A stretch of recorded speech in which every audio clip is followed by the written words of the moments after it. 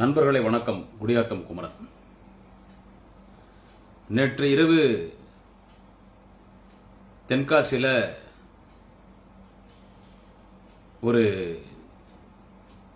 புறம்போக்கு அரெஸ்ட் பண்ணிட்டாங்க. நம்ம திருச்சியினுடைய சைபர் கிரைம் போலீஸ் யாருன்னு உங்களுக்கு தெரியும். அந்த நாம் தமிழர் கட்சியில் சீமானுக்கு மாமாவெல்லாம் பார்க்குறான் பாருங்க, சாட்டை துரைமுருகன் ஒரு புறம்போக்கு, அவனை அரெஸ்ட் பண்ணிட்டாங்க. அவனை ஏன் அரெஸ்ட் பண்ணாங்க, அந்த சாட்டை துரைமுருகனை ஏன் அரெஸ்ட் பண்ணாங்கன்றது எல்லாருக்கும் தெரியும். இப்போ ஒரு பேச்சாளர்னு சொன்னால் எழுத்துரிமை, கருத்துரிமை, பேச்சுரிமை எல்லாம் இருக்குது. விமர்சனங்கள் பண்ணுறது தான். நானும் அதிரடியாக பேசக்கூடியவன் தான். பேசி பல முறை சர்ச்சையில் சிக்கிக்கொள்ளக்கூடியவன். ஆளுங்கட்சி திராவிட முன்னேற்ற கழகத்திலே அதிமுக டெல்லியில் மகளிர் ஆணையத்தில் என் மீது புகார் கொடுத்து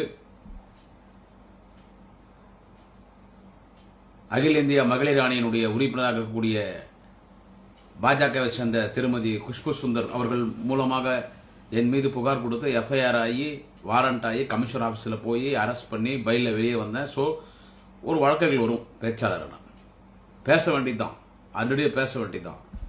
ஆனால் இந்த நாம் தமிழர் கட்சிக்காரனுங்க பேசுகிறானுங்க பாருங்க, உண்மையிலே ரொம்ப ஓவர் இவ்வளோ அவ்வளோ கிடையாது. நாம் தமிழர் கட்சிக்காரர் பேசுறதெல்லாம் பேச்செல்லாம் பார்த்தீங்கன்னு வச்சுங்க, அவ்வளோ பண்டையா எவ்வளோ கேவலமாக பேச முடியும் மறைந்த தலைவர்களை, அவ்வளோ கேவலமாக. அந்த சீமான் சாமான் பையனை சேர்த்து சொல்கிறான். அவன் செந்தமலனா, அவன் சென்னாய். அந்த சென்னாய் விடுதலை புலிகளின் பேரை சொல்லி பிச்சை எடுத்து சாப்பிட்ற அந்த சீமானையும் சேர்த்து சொல்ற. எவ்வளோ ஓவரா பேசுறான், எவ்வளோ ஓவரா பேசுறான். உண்மையிலே பொறுக்க முடியல, அதெல்லாம் பொறுக்க முடியல. இதெல்லாம் அவன் அந்த அந்த இப்போ அரெஸ்ட் பண்ணியிருக்காங்களே போலீஸு, அந்த சாட்டை துரைமுருகன், அந்த எச்சப்பொறிக்கு புறம்போக்கு நாய், அவன் விக்கிரவாண்டி இடைத்தேர்தலில் மேடையில் அவன் ஒரு பாட்டு ஒன்று பாடினான். இது யாருக்கு கோபம் வந்துச்சுன்னு கேட்டால், இந்த பெரிய பெரிய பொறுப்பில் இருக்கிறவங்க என்ன சொல்கிறது, அது அதிகார பலத்தோட நாங்கள் தான் எல்லாம் நினைக்கக்கூடியவங்க. நான் நினைச்சா நீ கட்சியில் இருக்கணும், இல்லைன்னா இல்லைன்னு நினைக்கக்கூடியவங்க, அவங்களுக்கெல்லாம் கோவம் வரல. கட்சியினுடைய அடிமட்ட தொண்டன் எதையும் எதிர்பாராம இந்த இயக்கத்திற்காக தலைவர் தளபதி நாளைக்கு இந்த நாட்டை காப்பாற்றுறதுக்கு, கட்சியை காப்பாற்றுறதுக்கு எங்க சின்னவர், எங்க வாலிப கலைஞர், எங்க அண்ணன் உதயநிதி ஸ்டாலின் வரணும், கருப்பு சோப்பு கொடி, உதயசூரிய சின்னம், பிச்சைக்காரனா இருந்தாலும் திமுக கட்சிக்காரனா இருப்போன்னு நினைக்கிறான் பாருங்க தொண்டன். அவனுக்கு தான் கோவம் வருது. சமூக வலைத்தளங்களில் எதுவும் எதிர்பாராமல் இயக்கத்திற்காக பயணித்துக் கொண்டிருக்கிற உடன்பிறப்புகள் நேற்றைக்கு கொதித்து போனார்கள். அந்த சாட்டை துரைமுருகன், அந்த சாட்டை துரைமுருகன் இல்லை, என்ன சொல், அந்த பிம்பு, பொலிட்டிக்கல் பிம்ப், அந்த சாட்டை துரைமுருகன், அந்த புறம்போக்கு பையன், அவன் அங்கே விக்கிரவாண்டியில் தலைவரை பற்றி, மறைந்த தலைவர், இந்த மண்ணினுடைய ஒரு பொக்கிஷம், திராவிட இனத்தினுடைய ஒரு பொக்கிஷம் நம்முடைய தலைவர் கலைஞர் இல்லை என்று சொன்னால் உலக அளவில் தமிழுக்கு அங்கீகாரம் கிடைத்திருக்காது. வள்ளுவருடைய திருக்குறளுக்கே உரை எழுதி உலகம் முழுவதும் திருக்குறளை எடுத்து சென்ற தலைவன் தான் டாக்டர் கலைஞர். வாழும் வள்ளுவராக அவர் ஆற்றிய பணி தமிழுக்கு சொல்ல எவ்வளோ பெரிய தலைவன் கலைஞர். அவரை பற்றி இசைமுரசு நாகூர் அனிஃபா பல பாடல்களே, நூற்றுக்கணக்கான பாடல்கள் அவர் பாடியிருக்கார். இன்னைக்கு கூட நாகூர் அனிஃபா பாட்டு தான், மாநாடுன்னு சொன்னால் நாகூர் அனிஃபா பாட்டு தான். இசைமுரசு ஆஜி நாகூர் அனிஃபா அவர்கள் பாடிய பாடலை அவன் அப்படியே மாற்றி பாடினா, அதெல்லாம் நீங்கள் பார்த்துருப்பீங்க. உண்மையிலே சமூக வலைத்தளங்களில் 100க்கும் மேற்பட்ட இந்த கட்சிக்காக எந்த பலனும் எதிர்பார்க்காதவங்க நேற்று அவங்களாம் ரொம்ப மனசு கொதிச்சு போயிட்டாங்க. அவங்களுடைய அந்த பதிவுகள்லாம் பார்க்கும்போது கண்டம்னு போட்டு இப்படி பாடுறானே, இதை யாரும் தட்டி கேட்க மாட்டீங்களான்னு. பாளையங்கோட்டை சிறையனிலே பாம்புகள் பள்ளிகள் மத்தியிலே அந்த தலைவர் கலைஞர், கள்ளக்குடி கண்ட கருணாநிதி வாழ்கவே, அதெல்லாம் என்ன மாதிரி பாட்டுங்க. நாகூர் அனிஃபா மாநாட்டில் பாடினார்னா, லட்சக்கணக்கான மக்கள் கூட்டத்தில் நாகூர் அனிஃபா பாடினார்னா, கள்ளக்குடி கண்ட கருணாநிதி வாழ்கவே, அதெல்லாம் என்ன மாதிரி பாட்டு. அவர் குரல் சிம்ம குரல், அவருடைய குரல் சிம்மக்குரல் நாகூர் ஹனீஃபாவுடைய. இன்னைக்கு வரைக்கும் நாகூர் ஹனீஃபாவுடைய பாட்டு தான் பேசுது. இன்னைக்கு நாகூர் ஹனீஃபா இல்லாத குறைய அண்ணன் இறையன்பன் குத்துஸ் தீர்த்து வைக்கிறார். அண்ணன் இறையன்பன் குத்துஸ் ஓரளவுக்கு நாகூர் ஹனீஃபா ஐயானுடைய அந்த வெங்கல குரல் அண்ணன் இறையன்பன் குத்துஸ் இருக்குது. அவர் இன்னைக்கு அந்த பாட்டு பாடுறார். தளபதிக்கு, நாளைய தமிழகத்தினுடைய வள்ளி மாண்புமிகு அண்ணன் உதயநிதி அவர்களுக்கு அவர் பாடுறார். மயிலை தேவன் இருந்தார், அவர் கானா பாணியில பாடுவார். மதிமுக கட்சி ஆரம்பிச்ச பிறகு அறிவாலயத்தை கைப்பற்றுவோம் என்று சொன்னவோடு விடிய விடிய பாடினவர் மயிலை தேவன் அறிவாலயத்தில். இவங்கெல்லாம் தான் கட்சி வளர்க்குறவங்க, கட்சியை வளர்த்தவங்க, கட்சியினுடைய கொள்கைகள் பாடல் மூலியமாக மக்களிடத்திலும் கழக உடன்படிக்கையில் எடுத்து சொல்லக்கூடியவர்கள். அப்படிப்பட்ட இசைமுரசு நாகூர் ஹனீஃபா அவர்கள் தலைவர் கலைஞரை குறித்து பாடிய அந்த வரலாற்று சிறப்புமிக்க அந்த பாடல் வரிகள், கள்ளக்குடி கண்ட கருணாநிதி வாழ்கவே, கள்ளக்குடி போராட்டத்தில் டால்மியாபுரம் என்று அந்த பேரை மாற்ற வேண்டும் என்று கள்ளக்குடி போராட்டத்திலே தண்டவாளத்திலே தலை வைத்து படுக்கிறார் கலைஞர். போலீஸ் சொல்றான், விட்றா ட்ரெயினை விட்றா, அண்ணாதான் ஆகட்டும். ட்ரெயின் வருது, கிட்ட கிட்ட கிட்ட தலையை தொடர மாதிரி அந்த ட்ரெயினுடைய அந்த வீல், அந்த சக்கரம், ரயில்வே சக்கரம் வந்து தலையை தொடர மாதிரி வந்து நிக்குது. அப்படியே படுத்தே கிடக்கிறார் கலைஞர். என் தலை பொடி பொடி ஆனாலும் சரி, கள்ளக்குடி என்று பேர் வைக்க வேண்டும், தமிழ் பேர் வைக்க வேண்டும் என்று கள்ளக்குடி போராட்டத்தில் தண்டவாளத்தில் தலை வைத்து படுத்து கள்ளக்குடி போராட்டத்தில் வென்ற தலைவன் கலைஞரை பாராட்டுகின்ற வகையில் கழகத்தின் நிறுவன தலைவர் தென்னாட்டு காந்தி பேரறிஞர் அண்ணா கலைஞரை பற்றி எழுதினார். பாளையங்கோட்டை சிறையில் அடிபட்டு கிடக்கும் என் தம்பி கருணாநிதி ரயில் தண்டவாளத்தில் தலை வைத்து படு என்று சொன்னாலும், அமைச்சர் பொறுப்பை ஏற்றுக்கொள் என்று சொன்னாலும், இரண்டும் சமதாக கருதக்கூடியவர் என் தம்பி கருணாநிதி என்று தென்னாட்டு காந்தி பேரறிஞர் அண்ணா அவர்கள் தலைவர் கலைஞரை பாராட்டினார். அதைதான் இசைமுரசு நாகூர் ஹனீஃபா அவர்கள் கள்ளக்குடி கண்ட கருணாநிதி வாழ்கவேன்னு பாடுறாரு. அதை அப்படியே இவன் மாத்தி பாடினா பாத்தீங்களா நேத்து? பாளையங்கோட்டை சிறையினிலே பாம்புகள் பள்ளிகள் மத்தியிலே, அந்த பாட்டு எவ்வளவு பெரிய பாட்டு, அதை அப்படியே மாத்தி பாடுறாங்க. ஆனா உடனே அப்பயே அரெஸ்ட் பண்ணிருக்கணும். ஆனா பண்ணல. நம்ம பண்ண மாட்டோங்க, நம்ம வந்து திராவிட மாடல் ஆச்சு. இப்ப கூட நேற்றுக்கு சமூக வலைத்தளங்களில் இது வைரலாகி, இந்த விஷயம் வந்து வைரலாகி மிகப்பெரிய வைரலான பிறகு போலீஸுடைய பார்வைக்கு போய் சைபர் கிரைம்ல இப்ப கூட அங்க முதலமைச்சர் தரப்புல யாரையும் இவன் அரெஸ்ட் பண்ண சொல்ல மாட்டாங்க. ஏன்னா இயேசு, புத்தர், காந்தி வழியில அரசியல் நடத்தக்கூடிய தாய்ப்பாலில் தூசிப்பட்டாலும் படும், பொது வாழ்வில் தூசிப்படாத ஒரு பரிசுத்தமான ஒரு உண்மையான சமூக நீதி தலைவர், உண்மையான ஜனநாயக தலைவர் இந்தியாவில் இருக்கிறார் என்று கேட்டால் நம்முடைய தலைவர் தளபதி ஒருவர் தான். அவர் கைது பண்ண மாட்டார். யாரெல்லாம் பேசின்னு போட்டோம் கருத்துரிமை. ஏன்னா ஒண்ணு வேணாங்க, நான் பலமுறை சொல்லியிருக்கிறேன். நான் ஒரு 2.5 வருஷத்துக்கு முன்னால தலைவர் வந்து தலைமை செயலகத்தில் முதலமைச்சர் அறைக்கு என்னை வந்து தலைவர்கிட்ட கூப்பிட்டு போறாங்க. தலைவர்கிட்ட பேசும்போது நான் உள்ள என்ட்ரான உடனே தலைவர் வாங்க குமரன், சரி அதெல்லாம் இருக்கட்டும், இந்த சீமானை பத்தி அப்படி பேசுறீங்க என்கிட்ட தலைவர் கேட்டதுங்க. இது நான் பலமுறை சோசியல் மீடியாவில் பேசியிருக்கேன், யூடியூப் சேனல்ல பேசியிருக்கேன், ஊடக விவாதத்திலையும் பேசியிருக்கேன். ஏன் சீமான் அப்படி பேசுறீங்க? அப்பதான் அந்த சீமான் வந்து காலில் கருப்பு சோப்பு செருப்பு போட்டுன்னு, காலில் கருப்பு சோப்பு சரியில்லைங்க, செருப்பு கருப்பு சோப்புல போட்டிருக்கான், தேடி வாங்கி வந்திருக்கான் சீமான் ஆளை விட்டு. அந்த செருப்பு எடுத்து காட்டுறான் ஒரு கூட்டத்தில், கருப்பு சோப்பு செருப்பு எடுத்து காட்டுறான். இதுதான் அடிப்பான் திமுக காரன். அப்போ நான் அவனை கரெக்டாக நான் சென்னையிலேருந்து குடியாத்துக்கு வந்துட்டு இருக்கேன். ஹைவே ஓட்டலாம், மோட்டல் ஓட்டலாம், டிஃபன் சாப்பிடுவோம். மோட்டல் ஓட்டாண்ட இறங்கி ஹைவேல லைவ் வச்சுன்னு அவனை எப்படியெல்லாம் பேசணும் அப்படியெல்லாம் பேசினா அது தளபதி பார்வைக்கு ஒரு 24 ஹவர்ஸில் போயிடுச்சு. நான் பார்த்தேன், ரொம்ப கடுமையாக பேசுறீங்க, அப்படியெல்லாம் பேசாதீங்க சீமானே, அப்படியெல்லாம் பேசுறீங்க. அவங்க பேசினா பேசின்னு போட்டோம், ஏன் அப்படியே வேணாம், அந்த மாதிரி கடுமையான வார்த்தைலாம் வேணாம். சொன்னது யாருன்னு கேட்டால் நம்ம தலைவர் தளபதி சொன்னார், ஏன் சீமான் அப்படியெல்லாம் பேசுறீங்க. அப்புறம் ஏன் அவன் இப்படி பேச மாட்டான்? அவனை தூக்கி உள்ள லாடம் கட்டினா பேசுவானா இப்படி? எச்ராஜாவெல்லாம் பேசாதீங்க, சீமானெல்லாம் பேசாதீங்க மரன். நம்ம சாதனை சொல்லுங்க, ஏன் அவங்களாம் அப்படியெல்லாம் கடுமையாக பேசுறீங்க, ஏன் கடுமையான வார்த்தைகளை பயன்படுத்துறீங்க? வேணா விட்டுடுங்க, அந்த சீமானை பற்றி பேச விட்டுடுங்க, வேணா விட்டுடுங்க. எப்படின்னா பேசி போட்டேன். அவ்வளோ ஒரு தலைவையா அந்த தலைவன் கலைஞர் புள்ளன்னா சும்மாவா? 50 வருஷம் இது இனத்துக்கு உழைச்சி 10 வருஷம் எதிர்கட்சி தலைவராக இருந்து இந்த நாட்டு மக்கள் தளபதியை முதலமைச்சர் நாற்காலில் உட்கார வச்சிருக்காங்க.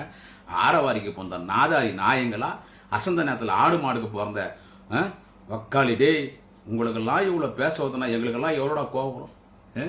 ஆனால் அவன் சாட்டை துரைமுருகனை கேட்குறேன், அவன் உள்ளத்துக்கு போட்டாங்க அவனை. ரொம்ப நன்றி காவல்துறைக்கு, ரொம்ப நன்றி. ஒரு மறைந்த தலைவரை பற்றி அவன் பாடுறான். நான் ஒன்று கேட்குறேன், அந்த அந்த சீமானு கேட்குறேன், சீமான் சாமான் அந்த சென்னாய் அவனையும் கேட்குறேன், டே புறம்போக்கு சீமான் உன்னையும் தான்டா கேட்குறேன், உன்னையும் தான் கேட்குறேன், என்ன உன்னையும் தான் கேட்குறேன். ஜெயலலிதா பேசுவீங்களாடா நீங்கள்? ஜெயலலிதா உயிரோடு இருந்து என்ன, ஜெயலலிதா உயிரோடு இருந்து அந்த அம்மா முதலமைச்சர் சீட்டில் இருந்துச்சுன்னா இப்போ நீங்களே அவ்வளோ பேசுவீங்களா? சீமான்னு ஒரு நாய் இன்னைக்கு ஊரா போய் மேடை போட்டு பேசினுக்குது, பொய்யா பேசினுக்கிறானே, நீ பேசுவடா? நீ நான் கேட்குறேன் சீமான, ஏண்டா ஜெயலலிதா பார்த்து பயந்து போய் இலை மலர்ந்தால்தான் ஈழம் மலர்னு சொன்ன கண்டாரோவளி நாய் யாரா? இலை மலர்ந்தால்தான் ஈழம் மலர்னு பேசினவன் யாரு? இதே புறம்போக்கு சென்னாய் சீமான் தான் பேசினான். சீமான் சாமான் பயன் தான் பேசினான். ஜெயலலிதா பார்த்து பயந்து பேசினேன்னா அந்த பொம்பளை ரிவிட் அடிக்கும், உள்ள தள்ளி முட்டிக்கு முட்டி தட்டும். கஞ்சா கேஸ் தான். ஆனா அதெல்லாம் இங்க பண்ணல, தளபதி பண்ணல, அதெல்லாம் பண்ண மாட்டார். இதுவே ஒரு பார்வைக்கு போச்சுன்னா என்கிட்ட யார் தினமும் பேசிட்டு இருக்காங்களோ அவர்கிட்ட சொல்லுவார், ஏன் அந்த குமரன் சும்மா தானே இருக்கு சொன்னேன், ஏன் அவன் தேவையில்லாம சீமானை பத்தி எல்லாம் பேசியிருக்கிறான்னு கண்டிப்பா கேட்பாரு. ஏன்னா அவர் ஒரு சமூக நீதி அரசியல் நடத்தக்கூடிய ஒரு ஜனநாயக தலைவர், நல்லவர், வல்லவர். ஒரு தலைவன் எப்படி இருக்க வேண்டும் என்பதற்கு அடையாளம் எங்கள் தலைவர் தளபதி. உலகத்தில் இருக்கிற எல்லா தலைவர்கள் யாரெல்லாம் வாழ்ந்து கொண்டிருக்கிறார்களோ அந்த தலைவருக்கெல்லாம் ரோல் மாடல் தலைவர் யார் என்று கேட்டால் உலக தமிழினத்தின் தலைவன், திராவிட இனத்தின் தலைவன் எங்கள் தலைவர் தளபதி ஸ்டாலின் தான். ஆனா எப்படி பேசாம இருக்க முடியும்? பேசுவோம், நமக்கு போய் என்னாகுது? பேசுவோம், நமக்கு போய் என்னாகுது? அவன் பேசினா சும்மா இருக்க முடியுமா? நான் சாட்டை துணை இருக்கும் அந்த பாட்டு போனான், அப்பவே அவன் இறங்கி வச்சிருக்கூடாதுங்க. அவன் அந்த பாட்டு பாடும்போது தளபதி மாதிரி அவன் வேஷம் போட்டுக்கிறது, தளபதி மாதிரி பேசுறது, கேலி பண்றது, கிண்டல் பண்றது. அந்த கள்ளக்குறிச்சியில் போய் அந்த சாராயம் தானே அவன் எவனோ கண்ணுக்குட்டியோ அவன் எவனோ ராஜேந்திரனோ அவன் வீட்டில் வந்து ஸ்டிக்கர் ஒட்டிச்சு. நம்ம ஓட்டு கேட்கும் போது அந்த ஸ்டிக்கர் நம்ம எல்லா வீட்லையும் ஓட்டுவோம். அந்த மாதிரி நான் வீட்டு அதை காட்டி தளபதி அவன் எவ்வளோ டேமேஜ் பண்ண அப்பத்தி உள்ளே போட்டுருங்க. இதெல்லாம் ஒன்றும் பெரிய அனுதாபம்லாம் எதுவும் வராதுங்க. இவனுங்கெல்லாம் யாரும் நல்லவும் கிடையாதுங்க. அப்படிப்பட்ட அரசியல்வாதிகள் யாரும் தமிழ்நாட்டில் இல்லை. இவங்கெல்லாம் யாரும் நல்லவும் கிடையாது. ஒரு 2 நாள் பேசுவாங்களா சோசியல் மீடியாவில், அப்புறம் மறந்துடுவாங்க.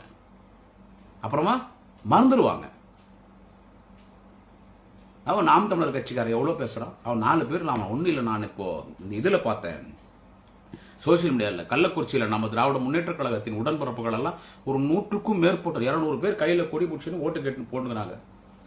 போடுங்கம்மா ஓட்டு, உதயசூரன் சின்னத்தை பார்த்து ஓட்டு கேட்டு போயிருந்தா ஒரு 10 பேர் வராங்க. அந்த நாம் தமிழர் கட்சி வேட்பாளரோட ஒரு சகோதரி அங்கே நின்றுச்சு. 10 பேர் தான் வராங்க. அந்த கூட்டத்தில் மைக்க புச்சின்னு இஷ்டத்துக்கு நம்மளை பார்த்து பேசுறாங்க. சாராயம் விற்கிறவங்களுக்கு ஓட்டு போடுறீங்களா, இவங்களுக்கு ஓட்டு போடுறீங்களான்னு. வதிக்க தேவையில்ல, இறங்கி அடி உதவுற மாதிரி அண்ணன் தம்பி உதவ மாட்டாங்க.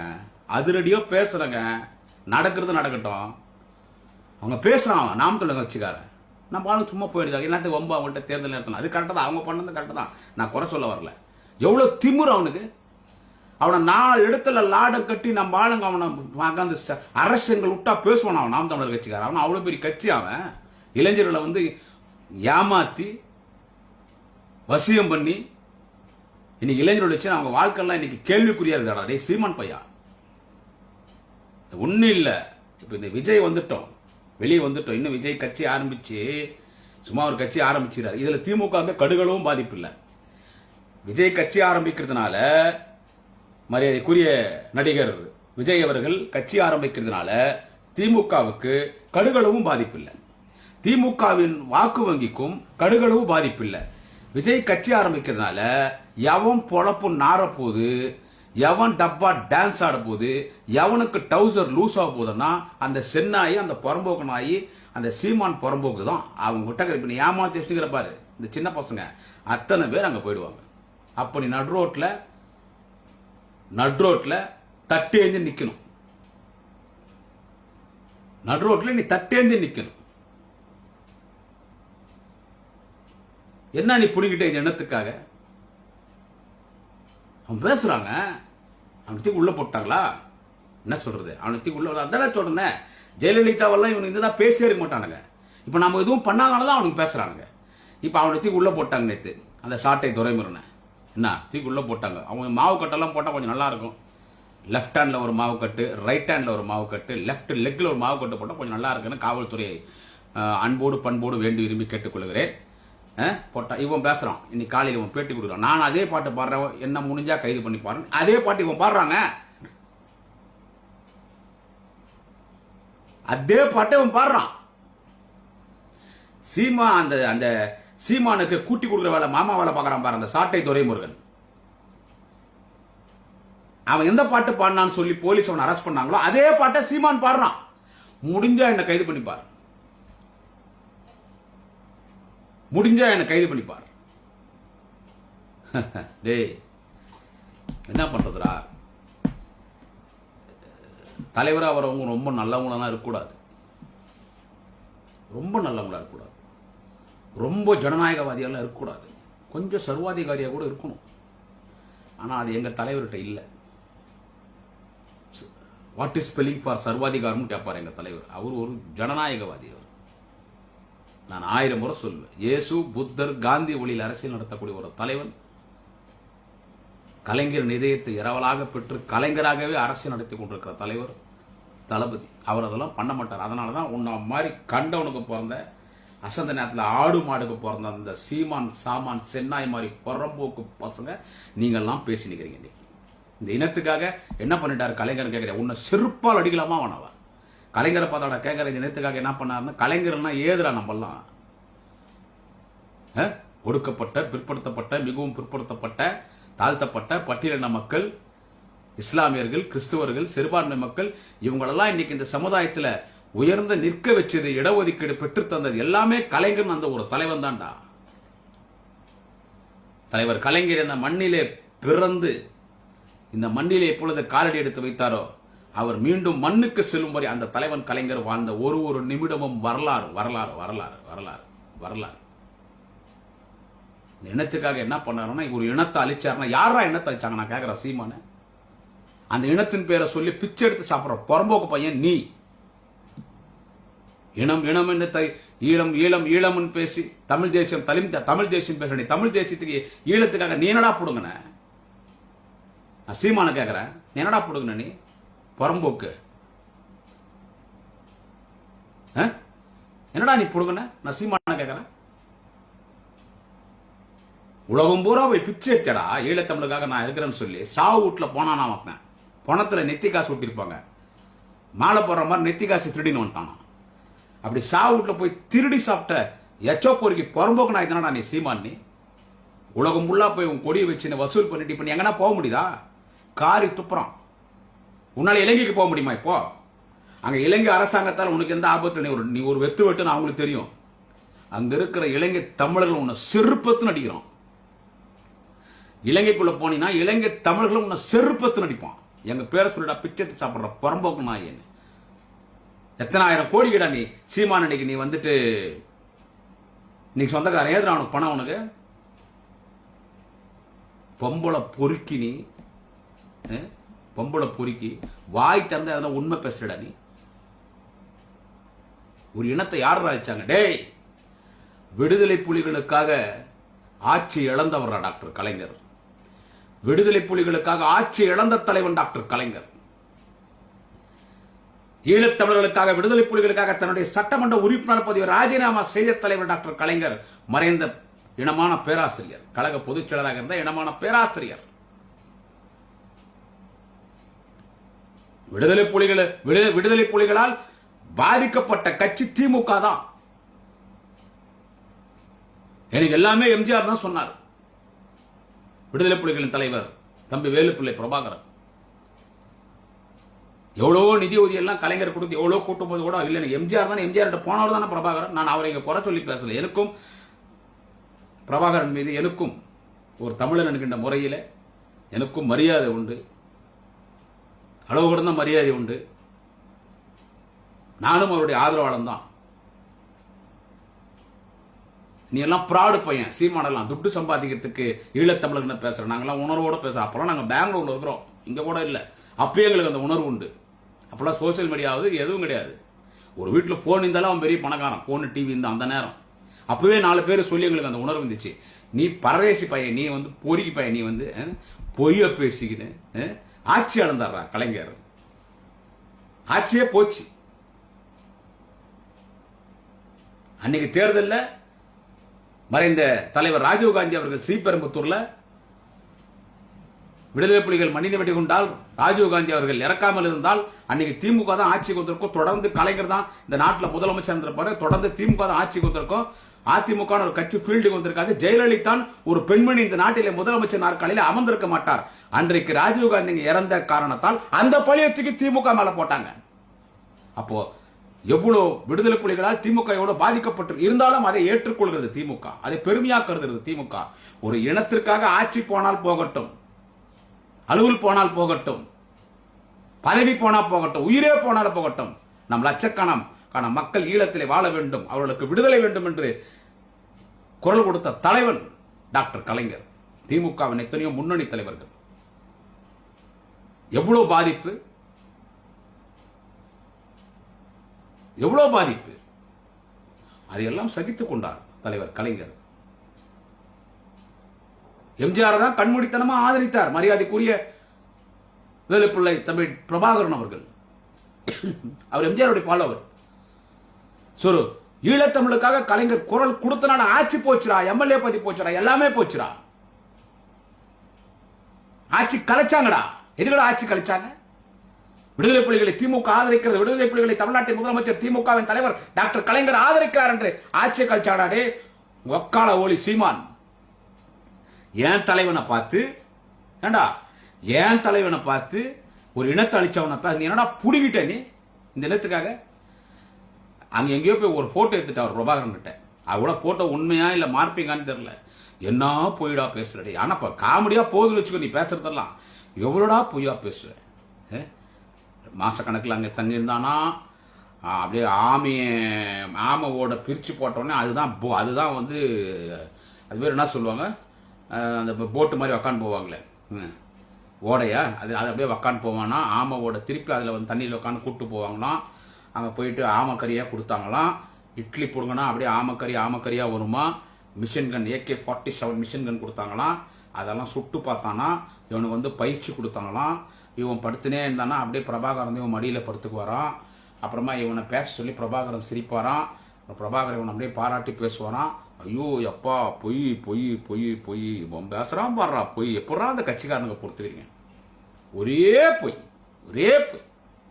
உண்மையிலேயே பிரபாகரனோடு விடுதலை புலிகளின் தலைவர் மரியாதைக்குரிய பிரபாகரனோடு உண்மையிலே காட்டிலே தங்கியிருந்து பயிற்சி பெற்றவர் யார் என்று கேட்டால் மறுமலர்ச்சி திராவிட முன்னேற்ற கழகத்தின் பொதுச் செயலாளர் தென்பாண்டி சிங்கம். வைகை புயல், புரட்சி புயல், புரட்சி புயல் வைகோ தான் உண்மையிலேயே பிரபாகரனோடு இருந்தார்.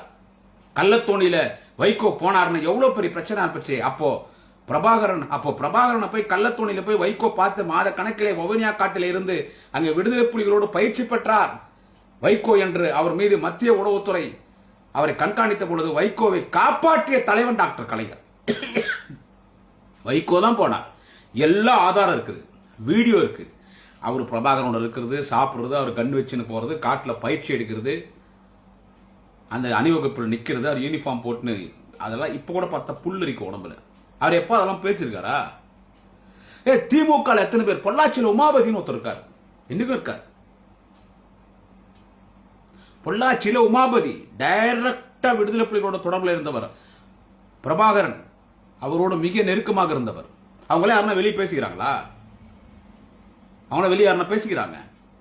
சென்னையில் இப்ப பிரபாகரனை கைது பண்ணணும் போது பிரபாகரனுக்கு அடைக்கலம் கொடுத்து காப்பாற்ற சொன்னது யார் தெரியுமா? கலைஞர். பழக்கடை ஜெயராமன் மறைந்து விட்டார் டி நகர்ல. அவருடைய மகன் தான் மாவீரன் அண்ணன் ஜே அன்பழகன். சென்னையிலே மாவட்ட செயலாளர் டி நகர் சட்டமன்ற உறுப்பினராக இருந்தார். பிஜேபி ஆபீஸை போய் எட்டி வச்சு கொடி கம்பத்தை வெட்டி சாச்சிட்டு வந்த ஒரு வீர திராவிட மகன் ஜே அன்பழகன். அவங்கெல்லாம் பிரபாகரனுக்கு அடைக்கலம் கொடுத்திருந்தாங்க தெரியுமா? சென்னையில பாதுகாப்பாக வச்சிருந்தாங்க. யாருன்னா வெளியே சொல்லிக்கிறாங்களா? தமிழ்நாட்டில் இருக்கிற திராவிட முன்னேற்ற கழகத்தின் எத்தனை பேர் பிரபாகரனோட தொடர்பு இருந்தார்? எத்தனை பேர் பிரபாகரனுக்கு தமிழ்நாட்டில் அடைக்கலம் கொடுத்தான்னு உனக்கு தெரியுமாடாடே? உங்க அக்கால ஒளி சீமான் தெரியுமா உனக்கு? இவன் ஏதோ பேசிக்கின்னு பொய்யா பேசிக்கின்னு என்ன கைது பண்ணி பாருன்னா கைது பண்ணணுங்க, கைது பண்ணணும். சட்ட ஒழுங்கு தமிழ்நாட்டில் கெட்டுடக்கூடாது, சட்ட ஒழுங்கு சீரா இருக்கணும்னு கேட்டா இப்படிப்பட்ட நாயங்க மேடியில பேசி இதுவும் சட்ட ஒழுங்கு கெடுக்கிறதா. இதுவும் சட்டம் ஒழுங்கு தூக்கி 2 நாள் உள்ள போடுங்க, தூக்கி போடு, குண்டாசில் போடுங்க. ஜெயலலிதா விட்டுருக்குமா? முதல்ல ஜெயலலிதா இருந்தா இந்த நாதாரி நாயங்கள்லாம் பேசியிருக்காது. ஜெயலலிதா விட்டுருக்குமா? அவன் பேசுறான் ஈழத்துக்காக என்ன பண்ணிட்டாரு, அவர் என்ன இந்த எண்ணத்துக்காக பண்ணிட்டாருன்னா, டேய் எனக்கு வர கோவத்துக்கு உன்னை நேராக பார்த்தோன்னா செருப்பத்து அடிப்பண்டா உன்னை சீமான உன்னை என்ன பண்ணிட்டாரா, என் தலைவன் இல்லைன்னா ஏதுரா தமிழ்நாடு, என் தலைவன் இல்லைன்னா ஏதுரா தமிழ்நாடு. இன்னைக்கு இலவச மின்சாரம் கொடுத்த தலைவன்டா என் தலைவன் கலைஞர். அதனால தான் இன்னைக்கு இந்தியா முழுவதும் இலவச மின்சாரம் என் தலைவன் தான்டா கொடுத்தாரு இலவச மின்சாரம். பெண்களுக்கு சொத்தில சமப்பங்க இந்த உலகத்துல முதல் கொடுத்த தலைவன்டா என் தலைவன் டாக்டர் கலைஞர். விவசாய கடன் தள்ளுபடி பண்ணுங்கன்னு முன்னோடியாக முதல்ல 7,500 கோடி ரூபாய் விவசாய கடன் தள்ளுபடி பண்ணவர் தான் நம்ம தலைவர் கலைஞர். இடஒதுக்கீடு கொடுத்தாரா? ஒடுக்கப்பட்ட பிற்படுத்தப்பட்ட மிகவும் பிற்படுத்தப்பட்ட சிறுபான்மை மக்களுக்கு கல்வியிலே வேலை வாய்ப்பில இடஒதுக்கீட்டு கொடுத்தாரா? தொட்டால் தீட்டு பார்த்தால் தீட்டு என்ற கொடுமையை போக்கிய தலைவனடா டாக்டர் கலைஞர். சட்ட மாமேதை பாபா சாஹேப் டாக்டர் அம்பேத்கரின் கனவுகளை நிறைவேற்றிய தலைவனடா டாக்டர் கலைஞர். தந்தை பெரியாரின் கனவுகளை நிறைவேற்றியடா டாக்டர் கலைஞர். அவரை பத்தி நீ பேசுற? உன்னை ஊடியேறி வச்சா என்ன தப்பு? பொம்பளை பொறுக்கி நாய், பொம்பளை பொறுக்கி நாய். நான் போய் பேச மேடையில் பேசுறது அவன். நான் போய் பேச மாட்டேன், நான் தண்ணி அடிக்க மாட்டேன். அவன் சொல்றான் அது தண்ணி அடிக்கிறது அடிக்காது அவனுடைய தனிப்பட்ட விஷயம், அது நமக்கு தேவையில்லை. ஆனால் மேடையில் சொல்றான் நான் அடிக்க மாட்டான்றான். அடிக்கிறான் அடிக்காத அவனுடைய பர்சனல் லைஃப், அது நமக்கு தேவையில்லாத விஷயம், அதில் நான் விமர்சனம் பண்ண வரல. ஆனால் இவன் சொல்றான் சீமா நான் தண்ணி அடிக்க மாட்டேன். ஒரு 10 நாளைக்கு முன்னாடி மேடையில் எவ்வளோ ஃபுல்லாக பேசினா பார்த்தீங்களா? நீ அதை சொல்லாமல் இருந்து பேசினா கூட உன்னை யாரும் கேட்க போறது இல்லை. நீ ஓப்பன் ஸ்டேட்மெண்ட் கொடுக்குற எனக்கு தண்ணி அடிக்கிற பழக்கம் இல்லைன்னு. ஆனால் மேடையில் எப்படி பேசினா பார்த்தீங்களா?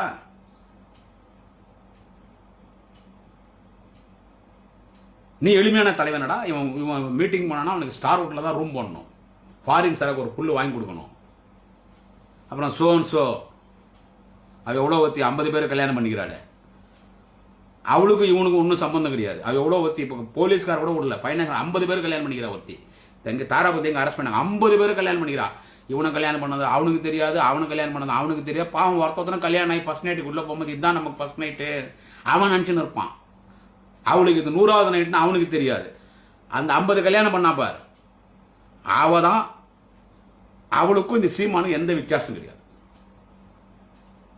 50 கல்யாணம் பண்ணா பார், அவ பொம்பளை சீமான் அவ பொம்பளை சீமான் இவன் ஆம்பளை, அவளுக்கு எந்த வித்தியாசம் கிடையாது. அரசியல் விபச்சாரி நம்பர் 1 இவன். பொம்பளைங்களை விளையாடுறது பொறுக்கி பொம்பளை பொறுக்கி பையனி. அந்த நடிகை பெங்களூர்ல அந்த நடிகை அந்த விஜயலட்சுமி, அது மட்டும் கொஞ்சம் கரெக்டாக டீல் பண்ணி தான் உக்காளிங்க அதிலே உள்ளே போயிருப்பேன். அப்பப்போ அது எதனா கத்தும் போது இந்த சாட்டை தோல்வி இருக்கேன் அவன் எவனோ ஒருத்தன் முதல்ல ஒருத்தங்கிறான் மாறி செல்வமோ எவனோ ஒருத்தன், அவனை விட்டு அந்த பொம்பளைக்கு ஒரு 50,000 போட்டா அது வாய் முடியிறது. அது ஸ்டப்பன்னா அந்த நடிகை அந்த சகோதரி விஜயலட்சுமி ஸ்டப்பன்னா நின்றுச்சுன்னா அதுலேயும் உள்ளே போயிட்டு இருப்பான். 7 வருஷம் உள்ளே போயிட்டு இருப்பான். அது ஸ்டப்பனா நிற்கல. இப்போ ஒரு பேச்சு அப்போ ஒரு பேச்சு பேசுறதில்ல, அது எடுபடாத போயிடுச்சு. எத்தனை பேர் ஏமாத்திக்கிற பொம்பளை பொறிக்கு நாயின்னு. உனக்கு ஒரு டேஸ்ட் இருக்குதாடா? உன் கட்சியில் ஒத்திக்கிறான் காளியம்மான்னு சொல்லி செத்த கருவாடு. பொம்பளைங்களை தப்பா பேசுறேன்னு தப்பா நினைக்காதீங்க சகோதரிகளை. பெண்களை தப்பா பேசக்கூடாது. நான் அந்த பொம்பளை பேசலாம். ஒரு பொம்பளைன்னா என்ன ஆனாலும் பேசிடலாமா? என்ன பேசினா அது ஒரு பொம்பளைங்க, அது பேசினா பேசினேன் பரவாயில்ல, அது ஒரு பொம்பளைங்க பேசிக்கிட்டோன்னு அடக்கத்தோட பேசணும். திமுக கூட நூற்றுக்கணக்கான பெண் பேச்சாளர்கள் இருக்கிறார்கள், பெண் தலைவர்கள். யாராவது தலைவருவா பேசியிருப்பாங்களா? ஒரு காலத்தில் வண்ணை ஸ்டெல்லா பேசுனாங்க, ஒரு காலத்தில் வண்ணை ஸ்டெல்லா. அதுக்கடுத்து வண்ணை தேவகி பேசினாங்க. இப்போ இருக்கிறவங்களாம் நாகரிகமாக பேசக்கூடியவங்க. யாரும் அப்படி ஒரு பேச்சாளர் கூட சொல்ல முடியாது, யாரும் அப்படி பேச முடியாது. திமுக கூட இப்போ எல்லா பேச்சாளர் ரொம்ப நாகரிகமாக போயிட்டாங்கன்னா தளபதி கண்டிப்பாகிறாங்கன்னு. அடங்க மறு அத்தி மீறுன்னு பேசுறது நான், சிவாஜி கிருஷ்ணமூர்த்தி, என் நண்பர் கொள்கை பரப்பு துணை செயலாளர் கரூர் முரளி, இந்த மாதிரி ஒரு 3-4 பேர் தான் நாங்கள் பேசுகிறோம். எங்களுக்கு ஆளுங்கட்சியிலே எங்கள் மீதெல்லாம் வழக்கு. திமுக ஆளுங்கட்சியிலே வழக்குன்னா அவன் டெல்லியில் போய் கொடுக்குறாங்க மேலே. ஆனால் நாம் தமிழர் கட்சி அனுப்பி அந்த காளியம்மனும் ஒன்றுக்குது. கருவாடனாலே செத்து போன மீனை காய வச்சு கருவாடு. கருவாட்டிலே செத்த கருவாடு எப்படி இருக்கும் அப்படி இருப்பா பார்க்கறதுக்கு அந்த காளியம்மன். அது என்ன பேச்சு பேசுது? திமுக காரனா 1000 ரூபாய்க்கு பிறந்த பசங்கன்னு சொல்றாள் அந்த பொம்பளை. அதில் அது கோவம் வருமா வராதா? அந்த காளியம்மா திமுக காரெலாம் 1000 ரூபாய்க்கு பிறந்தோம் அவ வரா, பிடபிள்யூடி காரில் வரா. இதெல்லாம் ஏதுடா துட்டு உங்களுக்கு? நீங்கள் என்ன சரி ஆளுங்கட்சியில் இருக்கிறாங்க, சம்பாதிச்சிட்டாங்க, எம்எல்ஏ காராங்க, எம்பி காராங்கன்னா கூட எதுவும் கிடையாது. எப்படா உங்களுக்கு துட்டு உங்களுக்கு? அவ எப்படா பிஎம்டபிள்யூ காரில் வரா அவ காளியம்மா? அவன் சாட்டை தொழில் இருக்கான் அந்த எச்ஓப்போருக்கு புறம்போக்கு bloody bastard stupid of the idiot of the nonsense அந்த சாட்டை துரைமுருகன் புறம்போக்கு அவன் எப்படா வரான் பிடபிள்யூடி காரில்? நீ எப்படா வர 2.5 கோடி ரூபாய் காரில்? வீட்டுக்கு நான் செலவுக்கே அவன் என் நண்பர்கள் மாசமானா ஒரு 1,50,000 போட சொல்லுவோம், போட்டுவிடுவாங்க. பிச்சத்து சாப்பிட்டுக்கான சொல்கிறோம் எச்சப்பொறிக்கு புறம்போக்கு நாயை ஏதுடா பண்ணலாம் உங்களுக்கு? அவள் காளியம்மா பேசுகிறான். 1000 ரூபாய்க்கு பிறந்த பசங்க அவளை விட்டு வச்சுக்கிறாங்க. அவன் சீமானுக்கு ஒரு டேஸ்டே கிடையாதுங்க. தப்பா நினைக்காதீங்க. டேஸ்ட் அவனுக்கு ஒரு ரசனே கிடையாது. மட்ட ரகமான டேஸ்ட்டை வந்து. ஆமாம், கல்லுக்கு சேலை கட்டினா கூட விட மாட்டான். காளியம்மாவை என் தங்கச்சி என்னவான், காளியம்மா இவனை அண்ணன் மிருகம் மாதிரிங்க அவன். மிருகங்களுக்கெல்லாம் இந்த உடன் பிறந்தவர்களெல்லாம் கிடையாது. ஒரு காலகட்டம் வரைக்கும் தான் கூட பிறந்த அது பிறகு பார்த்தீங்கன்னா கூட பிறந்தே ஒன்று சேர்ந்துக்கும். அந்த மாதிரி தான் சீமான ஒரு கல்ச்சர் இல்லாதவன் அவன். அப்படியே அந்த காளியம்மா கீழே உட்காந்து அப்படியே போய் வலிறான். காளியம்மா கிட்ட போய் அப்படியே வலிறான். என்னடா சீமானம் டேஸ்டோட மட்டமாகுது. அவள் காளியம்மா ரொம்ப நல்லவளா? பெண்களை தப்பா பேசக்கூடாது. அவள் தப்பா பேசுறதுனால நான் பேசுறேன். 1000 ரூபாய்க்கு பிறந்தவனுங்க திமுக காரணம்னா தளபதி பெண்களுக்கு அந்த மாதம் 1000 ரூபாய் தரது அவங்க குடும்பத்துக்கு உதவியா இருக்கணும். அவங்க பணம் தான் அது. திமுக பணம் ஒன்றும் கிடையாது, தளபதி வீட்டு பணம் ஒன்றும் கிடையாது, திமுக காரன் வீட்டு பணம் இல்லை. அரசாங்கத்தை கட்டுற வரி பணத்தை திருப்பி அதை மிச்சப்படுத்தி அதை மக்கள்கிட்ட கொடுக்குறாரு. அதை கிண்டல் பண்றாயோ காளியம்மா. 1000 ரூபாய்க்கு பிறந்த பசங்க. நீ யாருக்கு பிறந்தன்னு கேட்கறது எவ்வளவு நேரம் ஆகும்? இவன் வலிறான் அப்படியே அந்த காளியம்மா கிட்ட பக்கத்தில் உட்காந்துருக்கேன். அப்படியே வலிறான். கேட்டா தங்கச்சன்றா அவன் இருந்தால அண்ணான்றான். என்னடா சீமான் உன் டேஸ்டோட மட்டமாகுது. ஆட்சிக்கு வந்துடுவானா, மத்த பண்ணிடுவானா, இத்த பண்ணிடுவானா? சாராயம்னு பேசுறடா சீமா. நீயே தானே சொன்ன நான் பிறந்த உடனே எங்க அம்மா என் வாயில முதல்ல சாராயம் தான் ஊத்துனாங்கன்னு எந்த பாஸ்டர் சொன்னான்? நான் பிறந்த உடனே என் வாயில சாராயம் ஊத்துனாங்கன்னு சொன்னது யாரு? இதே சீமான். சாராயம் ஆறா ஓடுது, திமுக காரன் சாராயம் விற்கிறான்னு சொல்றடா எச்சப்பொறிக்கு நாயே. நீ என்ன சொன்ன? எனக்கு இது இல்லைன்னா ஊர்ல போய் விவசாயம் பார்ப்போம், மழை இல்லைன்னா காட்டுல போய் சாராயம் காசுன்னு சொன்ன புறம்போக்கு யாரு? நீ தானடா. டே கண்டவனுக்கு போந்தவனே சீமான், நீ தானே சொன்ன நான் சாராயம் காட்சி போச்சுக்குவேன். கல்லூரிக்கு போகும்போது நான் கல்லு குடிச்சிட்டு தான் போவேன்னு சொன்ன நான் யார்? நீ தானடா சொன்ன. நான் ஆட்சிக்கு வந்துட்டா வாரத்துக்கு 2 ஃபுல் எல்லா வீட்டுக்கு எடுத்து வந்து கொடுப்பேன்னு சொன்னேன். கண்டவனுக்கு பிறந்தவன் யாரு? டே புறம்போக்கு நாயே, நீ தானடா சொன்ன. ஆட்சிக்கு வந்தா 2 ஃபுல்லு கொடுப்பானா வீடு வீடா எடுத்து வந்துட்டு. இந்த மாதிரி ஒரு நாதை பரதேசில அரெஸ்ட் பண்ணாம இருந்தா அவன்லாம் இன்னும் கூட தான் அவன் அந்த சாட்டை திரும்ப இருக்கிற அந்த பாஸ்டர்ட் அந்த சாட்டை திரும்ப இருக்கிற பாட்டின பாட இவன் பாடுறாங்க. இவன் அந்த பாட்டை பண்ணான்றதுனால தானே மிகுந்த மரியாதைக்குரிய கண்ணியத்துக்குரிய திருச்சி சைபர் கிரைம் காவல்துறை அவனை தென்காசி அரெஸ்ட் பண்ணிங்க சாட்டை துறை. அதே பாட்டு இவன் பாடி முடிஞ்சான்னு அரெஸ்ட் பண்ணி பாடுறான்றான். அரெஸ்ட் பண்ணணும். முதலமைச்சர் அரெஸ்ட் பண்ண சொல்ல மாட்டார். இப்படி நான் பேசுனது அவர் பார்வைக்கு போச்சுன்னா நான் யாருக்கிட்ட முதலமைச்சர்கிட்ட நான் யார் மூலியமா என்னுடைய ஆதங்கத்தை வெளிப்படுத்திட்டு இருக்கணும் அவங்கள்ட்ட கண்டிப்பா சொல்லுவார். அநேகமா நைட்டே போன் வந்தாலும் வரும் அவங்கள்ட்ட இருந்து. ஏன் அப்படி பேசிட்டு இருக்கான் அவன் சொல்லிட்டு. என்ன என் தலைவர்லாம் விடல, என்னைக்கு என் தலைவர் என்ன விட மாட்டாரு. நாளைய முதல்வர் எங்க அண்ணன் எங்க இளைய தளபதி அண்ணன் உதயநிதி ஸ்டாலின் எல்லாம் என்ன விட மாட்டாரு. எனக்கு கோபம் வருது. எவ்வளவு பெரிய தலைவன் கலைஞர். அண்ணாவுக்கு பிறகு திமுக அழிஞ்சு போச்சு. அண்ணன் திமுக 5 முறை ஆட்சி கொண்டு வந்தவர். எவ்வளவு பெரிய தலைவர் கலைஞர் அவரு. இந்த நாட்டில் எத்தனை பிரதமரை உருவாக்கி இருப்பாரு, எத்தனை ஜனாதிபதியை உருவாக்கி இருப்பார். தலித் மக்களை ஏமாத்துறாங்க, சும்மா சமூக நீதி பேசுறாங்கன்னு கண்ட தெருவில் போற நாயங்கள்லாம் இப்ப பேசுறதில்ல. அந்த மரியாதைக்குரிய தலித் இனத்தை சேர்ந்த மரியாதைக்குரிய பட்டியலத்தைச் சேர்ந்த வழக்கறிஞர்களை உச்சநீதிமன்ற உயர்நீதிமன்ற நீதிபதி ஆக்கிய தலைவர் தான் டாக்டர் கலைஞர். ஏன் நான் கேக்குறேன், ஏன்டா டேய் சீமா பார்த்தா உன்னை கேக்குறேன்.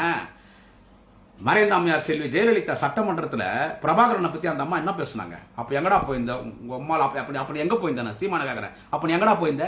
இதே ஜெயலலிதா, இதே மறைந்த அம்மையார் செல்வி ஜெயலலிதா அவர்கள் சட்டமன்றத்திலே நான் பிரபாகரனை கைது செய்வேன், கைது செய்து தமிழ்நாட்டில் சிறையில் பிரபாகரனை அடைத்து விடுவேன். பிரபாகரனை சும்மா விட மாட்டேன். நான் பிரபாகரனை அரெஸ்ட் பண்ணுவேன். பேசுறது யாரு? சட்டமன்றத்தில் மறைந்த அதிமுகவினுடைய முன்னாள் பொதுச்செயலாளர், முன்னாள் முதலமைச்சர் செல்வி ஜெயலலிதா இதே தமிழ்நாடு சட்டமன்றத்தில் செயின்ட் ஜார்ஜ் கோட்டையிலே சட்டமன்றத்தில் இதே ஜெயலலிதா பேசினாரா இல்லையா? அன்னைக்கு நீ தான் நாம் தமிழர் கட்சியுடைய ஒருங்கிணைப்பாளர் புறம்போக்கு. அன்னைக்கு ஜெயலலிதா பேசல, நான் பிரபாகரனை கைது பண்ணுவேன்னு சட்டமன்றத்தில் அந்த மாதிரி ரெக்கார்ட் பண்ணாங்க ஜெயலலிதா. டே சீமான், சென்னாய், சாமான், சட்டமன்றத்தில் ஜெயலலிதா ரெக்கார்ட் பண்ணாங்க, நான் பிரபாகரனை கைது செய்வேன். தமிழ்நாட்டுக்கு எங்க இலங்கையிலே போய் இந்த அம்மா கைது பண்ணமா.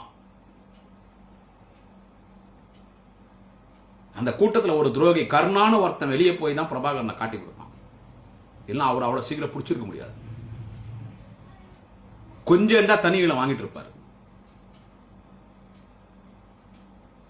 அந்த கருணான ஒருத்தன் அந்த கூட்டத்தில் வந்து வெளியே போய் அவன் காட்டி கொடுத்ததுனால தான் அதுக்கும் அவன் போய் பல ஆண்டுகள் கழிச்சு பல வருஷமா ஸ்கெட்ச் போட்டு பிடிச்சாங்க.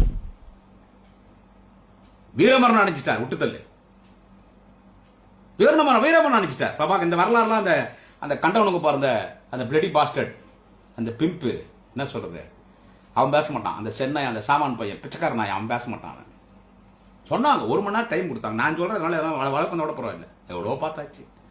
எஸ்கேப் போய் போயிடல, 1 மணி நேரம் போறோம் நிறுத்துறோம்னாங்க. ஆனால் அவர் பிரபாகரன் சொன்னார், லட்சக்கணக்கான என் தமிழ் பெண்கள் இந்த மண்ணிலே உயிர் தியாகம் செய்திருக்கிறார். ஆயிரக்கணக்கான தமிழ் பெண்கள் கற்பு இழந்திருக்கிறார்கள். எத்தனை இளைஞர்கள் துப்பாக்கி குண்டுகளுக்கு மார்பு காட்டி மாண்டு போனார்கள். அப்பாவி மக்கள் இறந்து போனார்கள். பச்சிலம் குழந்தைகள் இறந்து போனார். எத்தனை பள்ளிக்கூடத்திலே படித்துக் கொண்டிருந்த தமிழ் மாணவர்கள் இறந்து போனார்கள். தமிழச்சின் மார்பங்கள் அறுக்கப்பட்டு தமிழச்சின் மார்பங்கள் 1 கிலோ இவ்வளவு விலை என்று இலங்கை ராணுவன் நம்மை அசிங்கப்படுத்தினான். இந்த இலங்கை மண்ணில் என் இனம் அழிந்து விட்டது, அழித்து விட்டான் இலங்கை ராணுவம். நான் ஒருவன் தப்பி சென்று வரலாற்றில் என்னை ஒரு கோழை என்கின்ற அடையாளத்தை நான் பெற விரும்பவில்லை.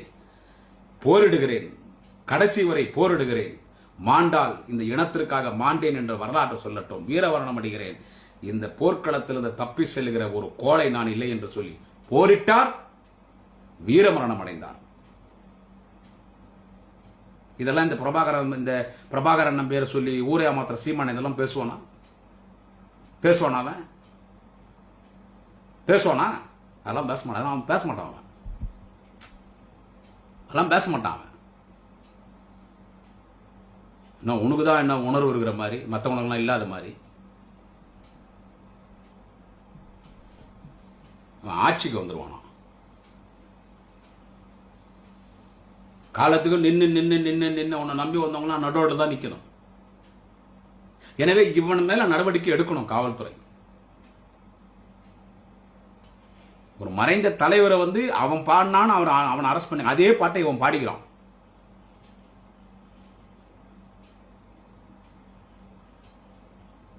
ஜெயலலிதாவை பத்தி பேசுறதுக்கு உங்களுக்கு எல்லாம் தொடர நீங்க பசங்களா திரியும் சொல்றேன்டா. அன்னைக்கு சட்டமன்றத்தில் ஜெயலலிதா நான் பிரபாகரனை கைது செய்து எங்கிருந்தால் பிரபாகரனை கைது செய்து வந்து புழல் சிறையில் அடைப்பேன் ஜெயிலோட சொல்லிச்சு அந்த அம்மா ஜெயலலிதா. பிரபாகரனை கைது செய்து, அப்ப பிரபாகரன் பவர்ஃபுல்லா இருக்கார் இலங்கையில. பிரபாகரனை கைது செய்து நான் புழல் சிறையில் அடைப்பேன் என்று சொன்ன ஜெயலலிதா பேசும் பொழுது பார்த்தா சீமான் அப்ப எங்கடா போயிருந்தா, என்னடா வாயில வச்சுருந்தா? ஏன்னா அந்த அம்மா அன்னைக்கே உன் கட்சி அட்ரஸ்ல தான். அதனாலதான் இலை மலர்ந்தால் ஈழம் மலரும், இலை மலர்ந்தால் ஈழம் மலரும்னு போடுங்கண்ணா. இவன் இப்ப பேச வந்துட்டான். அந்த ஈழம் மலராது போனதுக்கு காரணம் உன்ன மாதிரி எச்சப்பொறிக்கு நான் இங்க தான். முதல்ல உனக்கும் அந்த ஈழத்துக்கு சம்பந்தமே கிடையாது. உனக்கும் அதுக்கும் அப்பா என்னன்னா போய் பேசணும்டா சாமி. அப்படியே போட்டோலாம் பிடிச்சானா, வீடியோலாம் பிடிச்சானா, வீடியோலாம் எடுத்துட்டானா. கடைசியில் கிளம்பும்போது அந்த வீடியோ CD எல்லாம் கொடுத்துட்டாங்களாம். அப்புறமா பிரபாகரன் கேட்டாராம் தம்பி எப்படி போறாருன்னு. அப்போ தம்பிங்க சொன்னாங்களாம், விடுதலை புலிகளுடைய அந்த வீரர்கள் சொன்னாங்களாம் அவர் அண்ணன் வந்து ஃப்ளைட்டில் போகிறாருன்னு. அப்போது பிரபாகரன் கூப்பிட்டாராம். கூப்பிட்டுட்டு தம்பி எப்படி போகிறீங்கன்னு. நான் விமானம் மூலியமாக போகிறேன்னு சொன்னாராம். அவர் பேர் ஆபத்து, அந்த CD எல்லாம் வாங்கிடுங்க. விமானத்தில் போகும்போது அதை வாங்கி அங்கே வந்து கஸ்டம்ஸில் அந்த உள்ள பரிசோதனை போடும்போது என் கூட இருக்கிறாங்கன்னு தெரிஞ்சால் வாழ்க்கையே போயிடும். அது தம்பி நமக்கு ரொம்ப பாதுகாப்பாக வச்சுக்கணும். யார் இந்த நாயை தம்பி ரொம்ப பாதுகாப்பாக வச்சுக்கணும். அந்த CD வாங்கிட்டு நான் வந்துட்டேன். அதனால தான் போட்டோங்களாம் இல்லை என்கிட்ட. பா பா பா பா பா ஐயோ எப்பா சாமி, என்னத்த பேசுதுன்னு ஒன்றும் தெரியல. எனவே எவ்வளோ பேசினாலும் அவ்வளோதான், எவ்வளோ பேசினாலும் அவ்வளோதான். கலைஞரை பற்றி எல்லாம் பேசி ஒருத்தர் வந்து ரொம்ப நாள் இந்த மண்ணில் உயிரோடு வாழ்ந்தது இல்லடா, எச்ச பொறிக்கு நாய் புறம்போக்கு டே என்ன சொல்கிறது, ரொம்ப நாள் வாழ்ந்துருந்தா இல்லை. அவன் சாட்டை பாட்டை நீ சரி, அவன் உனக்கு வேண்டி பண்ணா அவன் உனக்கு கூட்டி கொடுக்குறான், உனக்கும் அவன் கூட்டி கொடுக்குறான். என்னவோ எல்லாரும் சொல்கிறாங்க, நம்ம தெரியாமல் பேசக்கூடாது, சொல்கிற செய்தி. அவன் சாட்டை துறைமுருகன் நீ தான் பார்த்து கல்யாணம் பண்ணி வச்சான்றாங்க. அது கல்யாணத்துக்கு முன்னாலே அந்த அம்மா முழுகாமல் இருந்துச்சான். அப்புறம் நீ தான் அபார்ஷன் பண்ணியான். அப்புறம் நீயே சாட்டை துறை கல்யாணம் பண்ணி வச்சான். நீ தான் சொல்லிட்ட நீ ஒரு கல்ச்சர் இல்லாதவன் சொல்லி, ஒரு மிருகம் மாதிரி நீ ஒரு கல்ச்சர் இல்லாதவன் பொம்பளைங்க. நீ தான் குறைஞ்சபட்சம் பாவம் காளியம்மாவையே நீ etcetera and etcetera dash dash dash கோடிட்ட இடத்தை நிரப்ப ஒரு டேஸ்ட் இல்லாத நாய். அவள் 1000 ரூபாய்க்கு பிறந்த பசங்க ஒன்று பேசுகிறான், கண்டவனெல்லாம் விட்டு மைக்கில் பேசினுக்கிற. உன்னை திமுக விட்டு வச்சுக்குது. நாகரீக அரசியல், நாகரீக அரசியல், நாகரீக அரசியல். இந்த புறம்போக்கு பசங்கள்கிட்டயா இவனுங்களெல்லாம் வர எம்எல்ஏஸ்லாம் அடிக்க வைக்கணும். இல்லைன்னா இவனுக்கு இப்படியே பேச விட்டுனதா ஒரு பொய் திருப்பி திருப்பி சொன்னதா அது உண்மை மக்கள் நம்புவாங்க. இவன் ஈழத்தை பத்தி பேசக்கூடாது, நாக்க அறுத்தணும். ஈழத்தை பத்தி பேசக்கூடிய தகுதி இந்த மண்ணில் இன்றைக்கு வாழ்ந்து கொண்டிருக்க ஒரு தலைவனுக்கு இருக்கிறது என்று கேட்டால் மதிமுக பொதுச் செயலாளர் மரியாதைக்குரிய வைகோ அவர்கள் பேசலாம், திமுக நிறைய பேர் பேசலாம். பிரபாகரோட தொடர்பில் இருந்தவர்கள் ஈழத்தமிழுக்காக பல உதவிகள் செய்தவர்கள், அந்த பேரை நாங்கள் குறிப்பிட விரும்பவில்லை. ஆனால் உமாபதி பேர் மட்டும் குறிப்பிட்டான அந்த உலகத்துக்கே தெரியும், இந்த உலகத்துக்கே தெரியும். அவன் ஒரு பிராடு பையன். முதலமைச்சர் மட்டும் யாரை வேணாலும் அவர் எப்படா முதலமைச்சர் அவதூறா பேசுகிறார் தளபதி. எடப்பாடியை பத்தி அவர் பேசாத பேச்சானா அவர் ஒண்ணுமே பேசாரு. எடப்பாடி பத்தி ஒண்ணுமே பேசலையே. அவர் நினைச்சிருந்தாருன்னா எப்பயும் எடப்பாடியை கைது பண்ணிருக்கலாம். கொடநாடு கொலை வழக்கிலே கைது பண்ணிருக்கலாம், விசாரணை கைதியா உள்ள ஒரு வருஷம் கூட வச்சிருக்கலாம். எடப்பாடி நான் ஊழல் பண்ணலையா, அதிமுக அமைச்சர் ஊழல் பண்ணலையா, அவர் யாருமே கைது பண்ணலையே. சட்டப்படி கோர்ட்ல எல்லாம் நிரூபிக்கிட்டோம், கோர்ட்டு சட்டப்படி நிரூபிக்கப்பட்டு கோர்ட் அவனை அரெஸ்ட் பண்ண விட்டு வச்சுட்டாரு. ஜெயலலிதா இருந்தா தூக்கி உள்ள போட்டுக்குமே, எல்லாம் உள்ள கழி சாப்பிட்டு இருப்பானுங்க. அவர் ஒண்ணுமே பண்ணலையே. அவருக்கு தளபதிக்கு என்னன்னு கேட்டா இந்த நாட்டு மக்களுக்கு நல்லது பண்ணணும். அதனாலதான் 40 தொகுதி ஜெயிக்கிறாரு. அதனாலதான் ஒக்கால ஓலி உங்களுக்கு எல்லாம் வயிறு அப்படியே எயிரிடா மிளகா ஆட்சி தடவுன மாதிரி 40 தொகுதி ஜெயிச்சாரு இந்த தலைவர். 3 வருஷம் ஆட்சி பண்ணி நம்ம எவ்வளவு குறை சொல்லி கூட 40 தொகுதியில புதுவை உட்பட 40 தொகுதியில் தளபதி அலைதான் வீசுது. தலைவர் தளபதி ஸ்டாலின் என்கின்ற அந்த ஒரு முகத்துக்காக மட்டும் கிடைத்த வெற்றி. 40 தொகுதியில திமுக வெற்றி பெற்றது, திமுக கூட்டணி வெற்றி பெற்றது, உதயசூரிய சின்னத்தின் வேட்பாளர்கள் வெற்றி பெற்றார் என்று கேட்டால் இதற்கு காரணம் தலைவர் தளபதி ஸ்டாலின் என்கின்ற அந்த ஒரே ஒரு தலைவன் தான். இந்த ஒரே ஒரு தலைவன் தான். நின்ன வேட்பாளர் என்னுடைய மகன், அவருடைய பேக்ரவுண்ட் இது, அதனாலே கூட ஓட்டுல ஜெயிச்சார் மகன். அதெல்லாம் யாரும் பேசக்கூடாது. தளபதி ஸ்டாலின், தலைவர் தளபதி, தலைவர் தளபதி, தலைவர் தளபதி. அந்த தளபதி முகத்துக்கு விழுந்த ஓட்டு அடுத்து எங்கள் நாளைய தமிழகத்தின் விடிவெள்ளி வாலிப கலைஞர் மாண்புமிகு அண்ணன் எங்கள் சின்னவர் மன்னவர் அண்ணன் உதயநிதி ஸ்டாலினுடைய பிரச்சாரம். இந்த 2 பேர்னால தான் 40 தொகுதி ஜெயிச்சிச்சு. இதை இவங்களால பொறுக்க முடியல. வாடா சட்டமன்ற தேர்தல் யாரோட கூட்டணி நான் போக மாட்டேன், தனியா நிப்பேன்னு சொன்ன சீமான் ஒக்கால ஓடி வாடா சட்டமன்ற தேர்தல், நீ வாடா வாடா சட்டமன்ற தேர்தல் வாடா சட்டமன்ற. நான் ரொம்ப ரிக்வஸ்ட் பண்ணி கேட்கறேன். நான் யாரை கேட்கணும்னு கேட்டா நான் முதலமைச்சர்கிட்ட இது கண்டிப்பா போவோம், கண்டிப்பா எனக்கு டோஸ் விடும், கண்டிப்பா ஆள் மூலியமா இது உளவுத்துறை சும்மா இருக்குமா, சைபர் கிரைம் போவோம். நான் மிகுந்த மரியாதைக்குரிய தலைவர் தளபதி அண்ணன் உதயநிதி ஸ்டாலின் அவர்களை கேட்கிறேன். நாளைய தமிழக முதல்வர் எங்கள் மாண்புமிகு அண்ணன் உதயநிதி ஸ்டாலின், உங்க காலை தொட்டு நான் கேட்கிறேன், சீமானத்தை உள்ள போடுங்கண்ணே. அண்ணே அவன் கலைஞரை தலைவரை பேசியிருக்கானே, தளபதியை பேசியிருக்கானே. நான் உதயநிதி ஸ்டாலின் கால தொட்டு நான் ஏதோ பேசணும்னு சொல்லி 1 முறை 2 முறை என்ன கட்சியில் சஸ்பெண்ட் பண்ணிக்கல, ஓகே நான் அதை ஏத்துக்கிறேன். என் கழுத்தை வெட்டினா கூட என் கட்சி நான் ஏத்துக்கிறேன். என் கட்சி கொடுக்குற எந்த தண்டனை இருந்தாலும் நான் ஏத்துக்கிறேன். ஆனா சீமான் அதே பாட்டு பாடுறான். அந்த பிளட்டி பாஸ்டர்ட் சாட்டை துரைமுருகன் பாடின பாட்டை சீமான் பாடுறான். அவன் அரெஸ்ட் பண்ணணும். அண்ணன் உதயநிதி ஸ்டாலின், நான் உங்களை ரொம்ப அன்போடு கேட்டு அவன் அரெஸ்ட் பண்ணணும். அதே மாதிரி தலைவர் தளபதிக்கு விசுவாசமாக தலைவர் தளபதியோடு இருக்கக்கூடிய கழக முதன்மை செயலாளர் மலைக்கோட்டை சிங்கம் காவிரி நதிக்கரை நாயகன் அண்ணன் கே நேரு அவர்களை பாதங்களை தொட்டு வணங்கி கேட்டுக்கொள்கிறேன். அருணை மாநகரத்தின் அருணையாளர் அருணையன் செல்வம் மாண்புமிகு அமைச்சர் அண்ணன் ஏவா வேலு அவர்களை நான் பணிவோடு கேட்டுக்கொள்கிறேன்.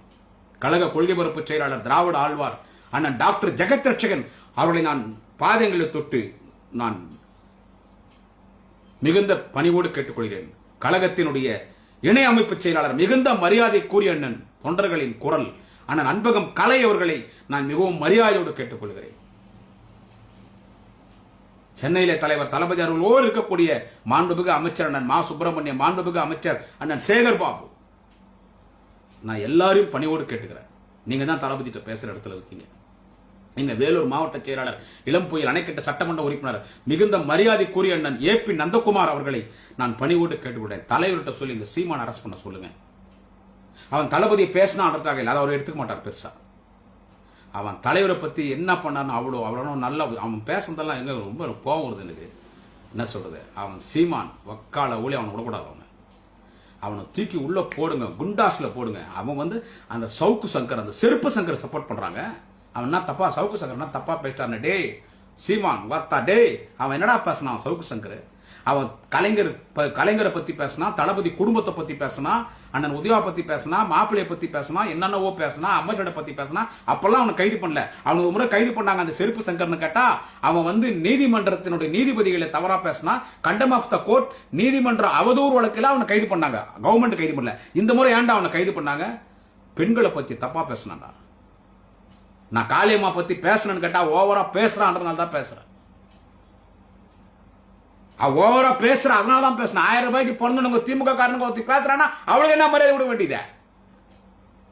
ஆனா எல்லா பெண்களையும் தப்பா பேசக்கூடாது. அதுலயும் காவல்துறையில பணியாற்றக்கூடிய பெண்கள் என்று சொன்னா அவங்க காலில் விழணும். காக்கி சட்டை போட்டுன்னு ஒரு போலீஸ் டிபார்ட்மெண்ட்னா என்ன, எந்த நேரம் அவங்க உயிர் உத்தரவாதம் கிடையாது. அந்த மாதிரி கஷ்டப்படுற அந்த காவல்துறையை பணியாற்றக்கூடிய பெண்களுடைய கற்ப தவறா பேசினான். அட்ஜஸ்ட்மெண்ட் பண்ணிக்குவாங்க. எவ்வளோ ஒரு தவறு. அவனெல்லாம் என்கவுண்டர் பண்ணிருக்கணும். சவுக்கு சங்கரை பெண் காவல்களை வைத்து என்கவுண்டர் பண்ணி. ஆனால் ஒன்று, அவனை ஜெயிலேருந்து கோர்ட்டுக்கு கூட்டின்னு போகிறது, கோர்ட்லேருந்து ஜெயிலுக்கு கூட்டின்னு போகிறது பூரா எங்கள் சகோதரி காக்கி சட்டை போட்ட வீராங்கனைகள், காக்கி சட்டை போட்ட பெண் புலிகள் தான் அவனை கூட்டு போய் அவன் நடுவில் உட்கார வச்சு சுற்றி நம்மளுடைய பெண் கால் மேல கால் போட்டுன்னு ஒரு பெண் போலீஸுடைய அந்த காலு, அவன் கால் போட்டு அந்த பெண் போலீஸுடைய கால் பூட்ஸ் அவன் கால் மேல படுது. அப்படியே அந்த பொண்ணு கால் ஆட்டுதா. பார்க்கும்போது எனக்கு சந்தோஷமாயிடுச்சு. வெற்றி செய்யறாங்க. அவனை சப்போர்ட் பண்றான். இந்த கண்டார ஒளி ஆரவாரிக்கு போறவன், அசந்த நேரத்தில் ஆடு மாடுக்கு போந்த இந்த பிளட்டி பாஸ்டர் சீமான் வந்து சவுக்கு சங்கர் சப்போர்ட் பண்றான். எனவே அவன் சீமான் சாமான் பையன் அரெஸ்ட் பண்ணோம். கலைஞரை பத்தி பேசுறதுக்கு நம்ம ரொம்ப நாகரிக அரசியல்னு போயிட்டு இருந்தா என்னுடைய சொந்தப்பட்ட கருத்து அது சரி வராது. யாரையும் பழிவாங்க தேவையில்லை. ஆனா இவனுக்கு மட்டும் ஒரு மரண அடி கொடுக்கணும். டே சீமான் சாமான் படூஸ், பி கேர்ஃபுல். வணக்கம். குடியாத்த குமரன்.